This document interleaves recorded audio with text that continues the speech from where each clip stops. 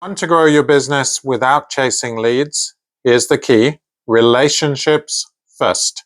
It's the second pillar of my Bridge framework for freelancers, and it's how I built a referral-based business that runs on trust. Forget algorithms and cold outreach. Real growth comes from P2P, person-to-person networking and relationships. Show up, add value, stay in touch. Be someone people trust and remember.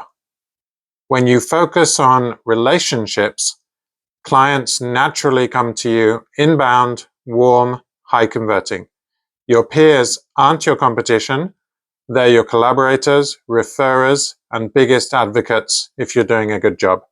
So today, try this. Message a past client, leave a thoughtful comment, introduce 2 people in your VIP network, because in business and in life, people come first.